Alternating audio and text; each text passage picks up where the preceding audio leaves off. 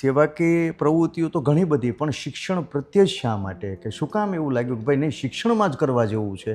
એ એટલે લાગ્યું કે બધું જ જીવન આખું જ અનુભવ આધારિત છે. કોઈ એમ કે લાઇટની સ્વિચ દબાવી લાઇટ થઈ ગઈ એવું આપણા જીવનમાં કાંઈ છે નહીં.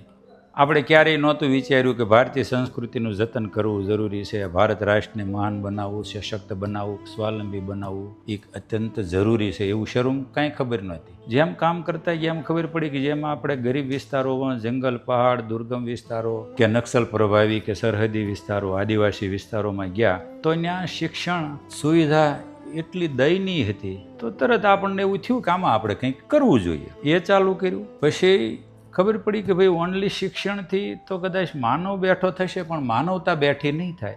એ પણ માનવતા બેઠી કઈ રીતે કરવી, માનવ મૂલ્યો શું છે, માનવની ફરજો શું છે, એ ચાલુ કર્યું. પછી કે ભાઈ હવે ગુજરાત છોડીને બીજા રાજ્યોમાં જવાનું કારણ, તો ત્યાં ગુજરાત કરતાં પણ દયનીય સ્થિતિ હતી. પછી એમાંથી ખ્યાલ આવ્યો કે ભારતીય સંસ્કૃતિનું હનન ખૂબ થઈ રહ્યું છે. સંસ્કૃતિ બધી આપની એની જગ્યાએ મહાન જ છે, કોઈ નાની મોટી નથી, પણ ભારત રાષ્ટ્રને સશક્ત રાખવા માટે ભારતીય સંસ્કૃતિ જેટલી મજબૂત રહે એટલું રાષ્ટ્ર મજબૂત રહે, એ પણ સમજાણું. અને જે કંઈ દુર્ગમ વિસ્તારોમાં જે શિક્ષણ કામ થઈ રહ્યું છે કાશીબા ગોટી ટ્રસ્ટ દ્વારા અને સૌના સહકારથી, ફરી હું બોલું, કર્મયોગી પરિવાર, સહયોગી દાતા, શુભ ચિંતકો, બધાના સહકારથી જે કાશીબા ગોટી ટ્રસ્ટ કામ કરી રહ્યું છે, તો ત્યાં સંસ્થાની એટલી દયનીય સ્થિતિ તો બરાબર છે, પણ એક સંસ્થા 5 લાખનો દાતા નથી હોતો, 25,000, 50,000, લાખ રૂપિયાનો મોટા દાતા હોય બૌદ્ધા સંસ્થામાં. અને બહુ અસુવિધા હોય છે, ભવનોમાં કંઈ દમ હોતો નથી, રહેવાનું, અને જે રેસિડન્સ સ્કૂલ હોય છે ત્યાં બાળકો રહેવાનું ભણવાનું એકમાં જ હોય છે. ઓકે, એનોય વાંધો નથી, પણ ગ્રાઉન્ડ ફ્લોર નથી હોતો,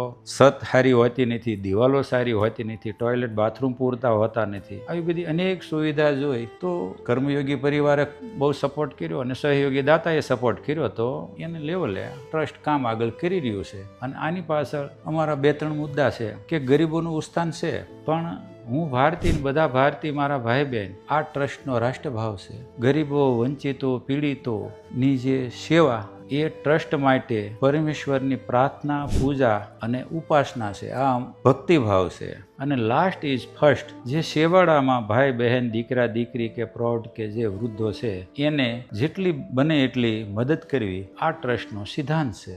આ 3 સિદ્ધાંત દ્વારા ગરીબોનું ઉત્થાન તો છે, ભારતીય સંસ્કૃતિનું જતન છે, અને રાષ્ટ્ર મજબૂત કરવામાં જે કંઈ થઈ શકે એ કોશિશ છે. આ રીતે આ કામ ચાલે છે. અને હૃદયની ભાવના, કર્મયોગી હોય કે સહયોગી દાતા હોય કે શુભચિંતક હોય, સૌની એક ભાવના છે કે રાષ્ટ્ર મજબૂત ત્યારે જ થશે કે ભારતના સૌ કોઈ નાગરિક સ્વાવલંબી